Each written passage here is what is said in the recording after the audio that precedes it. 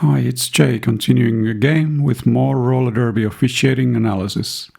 Here's a quick reminder of our ground rules. And with that, let's get back into it.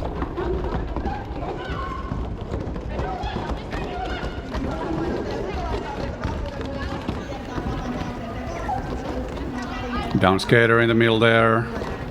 Always trying to be aware of any possible blocking down skaters, which is a safety hazard.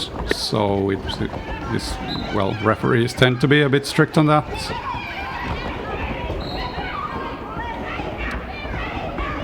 But nothing such that I saw was going on there.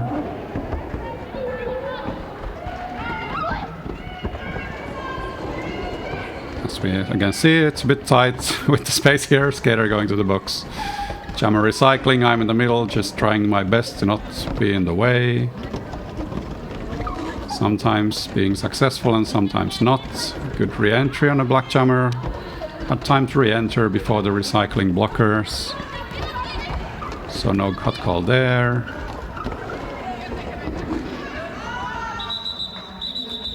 There was some confusion there because the black jammer didn't have a space, perhaps, or an opportunity to call off with both hands. But eventually jam is being called off.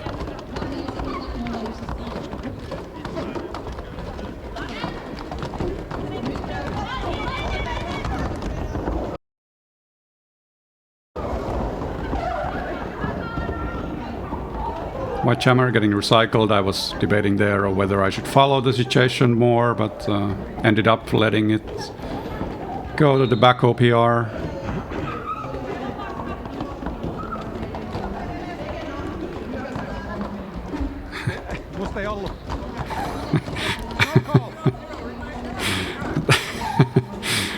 some communication there.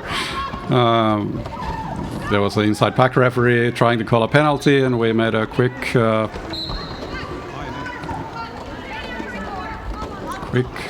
assessment together that ended up being not called for a penalty in the end.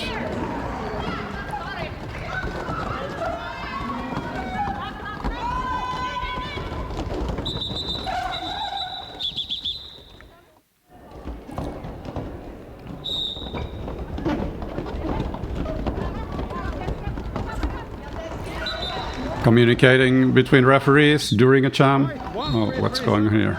Okay, there's apparently a direction penalty. If we check that more. Okay, we are apparently watching white 1337. Let's see.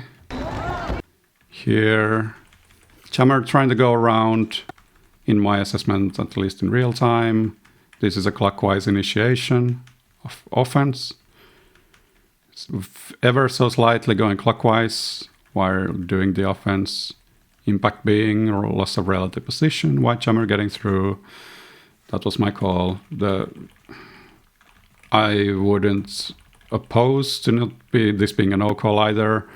The direction is quite subtle, but well, if we are taking our magnifying glass here, it is going ever so slightly clockwise while doing the offense. So technically, a direction call, but I wouldn't necessarily think it's a mistake to not call that either. That's a thing that often happens in roller derby. White 1337, direction. The same situation. It's there's like often really no objective truth, so it can be like either making the call or not making the call. They are both like neither of them are mistakes. As long as you like call what you see and like are ready to present the arguments on the reasoning you had when you made the call or no call.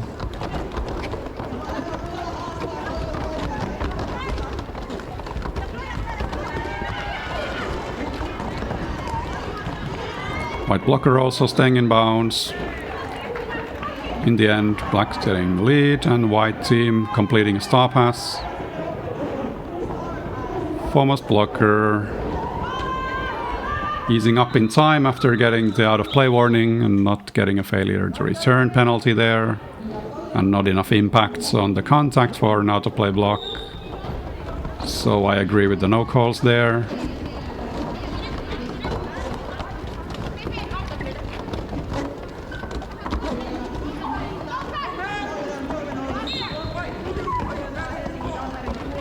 Failure to reform being assessed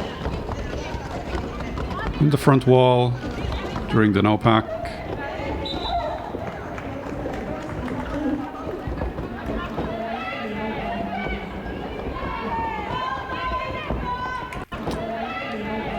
Every time you see like this sort of blocking action that's going on in here, where the skater is using like multiple opposing legal blocking zones, like with the upper arm and the hip, for example. Here, this is perfectly fine and legal, but if you see this kind of blocking being used on an arm, for example, or a leg, then you need to be aware of pinning. So it is illegal to like pin the opponent using legal target zones as well if they are unable to like move out of the block themselves. It's a big safety hazard if you don't have freedom of movement. But as said, nothing such going on in there.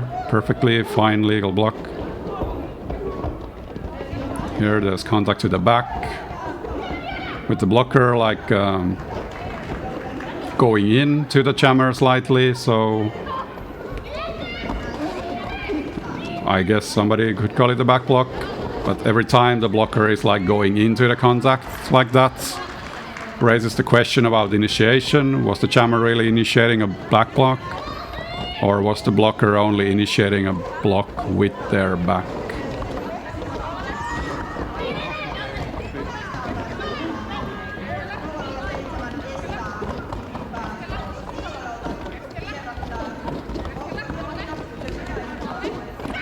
Again, one hand, out only.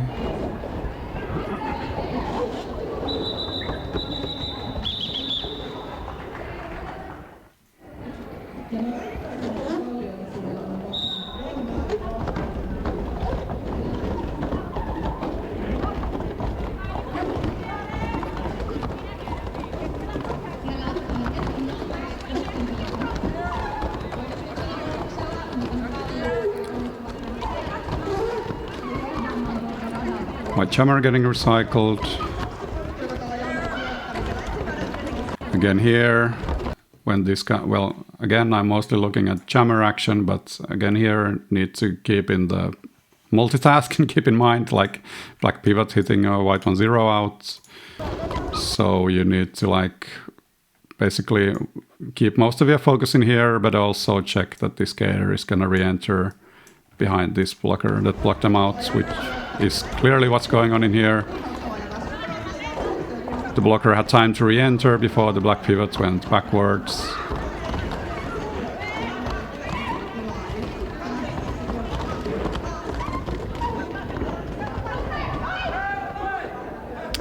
Not enough there on the challenge on the black jammer's link, in my opinion, to constitute a multiplayer block. Again, a star pass being completed for white team.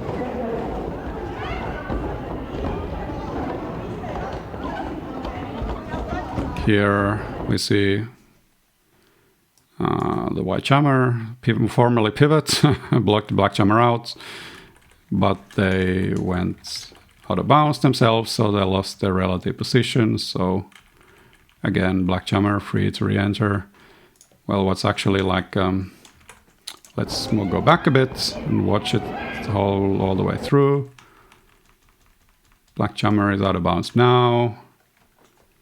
Is behind at least probably also this blocker, maybe in front of this one, of their own blockers. As we know, you can also cut your own skaters. And now they realize they can re-enter in front of the white jammer. But it's quite tight. At this point they are re-entering. Back wheels are up. So it's also quite close to cutting this white blocker.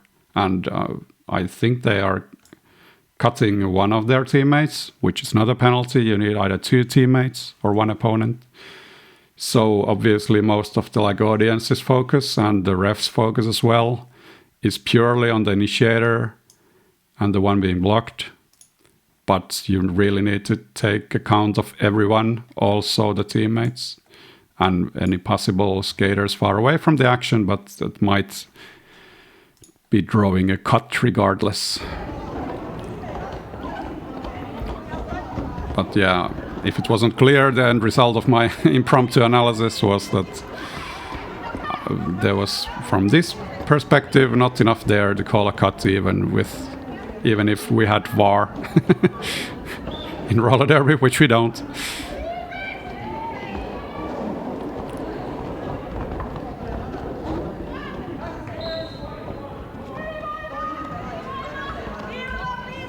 White jammer trying to recycle black jammer, but getting called for a forearm penalty. So end result is a White. yeah. I was wondering about that. Let's go back a bit. Right up here at the end of the jam. Black 4-1-0, blocking white 0-1, the former jammer, I think. And here, well, pretty tight, probably out of bounds. At least that's what I thought in real time, apparently. And the white blocker, like re-entering the track.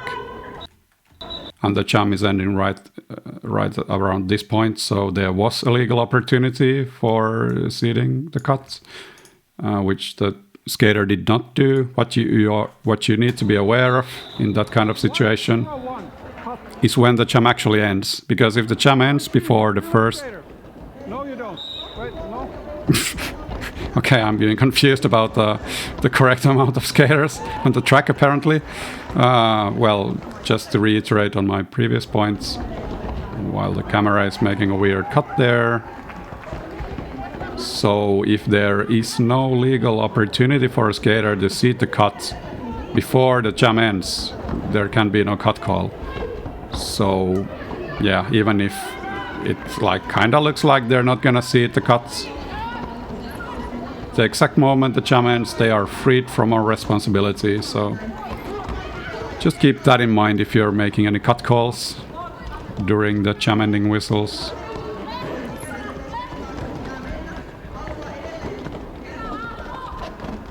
Sucking back on the black jammer, no direction, illegal direction action there as far as I can see. Trying to watch the hands and arms.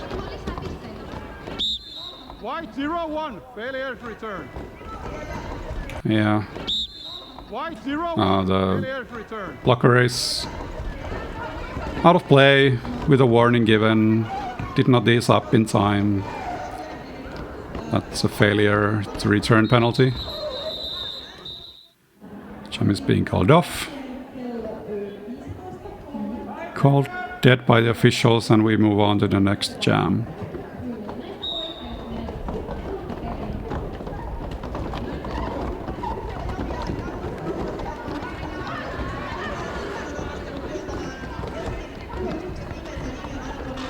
A lot of hand fighting going on in there in the front. When it's both parties doing the hand fighting, it's like, unless it's quite egregious, usually you just like let them fight it out.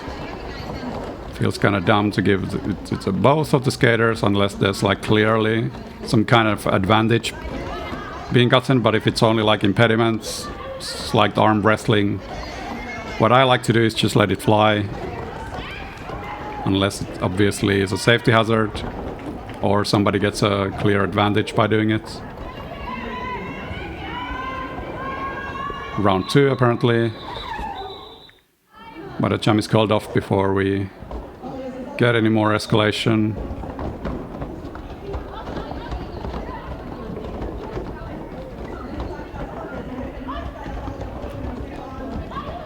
Again, a very tight movement on the outside, looked to be in bounds as far as I could tell. In real time, apparently I agreed.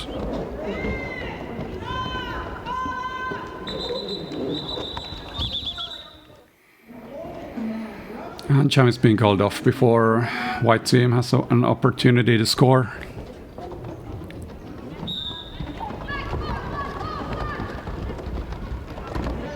Black pivot being called for a false start, probably touching the jammer line as the jam starts, but they were yielding that advantage, so it was only a warning, not a penalty. Very common, like a rookie thing, when you're first starting out, is getting a false start, thinking it's a penalty, going to the box, and then the referees try to fish you out from the box, like, no, return to the track.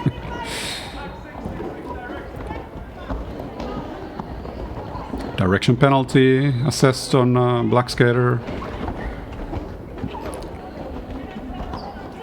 Lead also going to black team.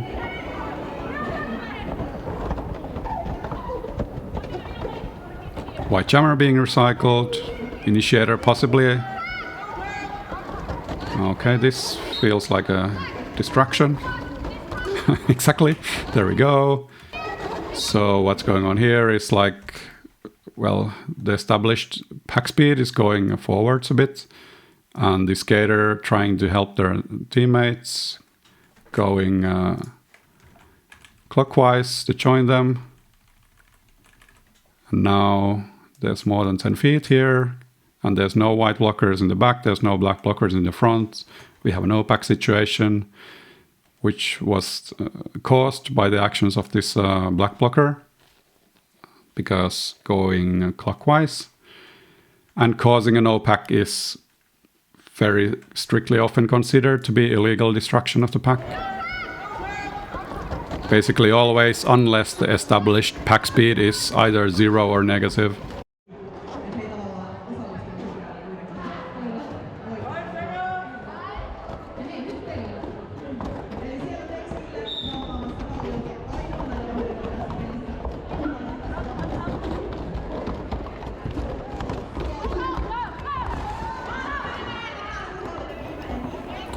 Here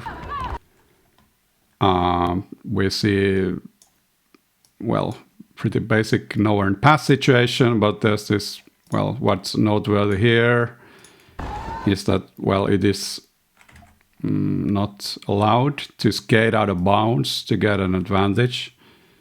But here, so you would not normally like be allowed to like take speed from the outside and then continue on and re-enter the track, even if it was legal to do so otherwise. But here, since the skater is already like blocked in a way that makes them go forward, then obviously we like give them a bit of slack. We don't want to be that strict about it, so they are like trying to circle in and re-enter as soon as they reasonably can. In my opinion, that's a good no call on the skating out of bounds. Here we see like some action on a block skater there. Somebody probably would call that already as like a illegal contact on a down skater, but did not look like especially egregious, not like a huge safety hazard. Black 4-1, direction. Oh, direction call for black pivot here. Let's see. Okay, I don't like this call. Well, what we are looking for direction is the direction the skates are moving. The upper parts of your body, your chest, your arms, it doesn't really come into effect. And if you're looking at purely the skates here, I find it really hard to argue from this footage that the black pivot is skating clockwise. They're clearly not stopped. They are, well, if anything, they're going to the derby direction, so counterclockwise. Otherwise, again, something else going on here maybe is that where the force is coming from. Looks to me here the force is coming up from the upper arm, but if it would be the forearm, that would be illegal. But as far as I can tell from the footage, well, there's this light arm extension here. Kind of hard to tell, but not enough in the footage, in my opinion, to call a forearm penalty either. So I would say this is a bad call. by me. That should not have been made. Direction.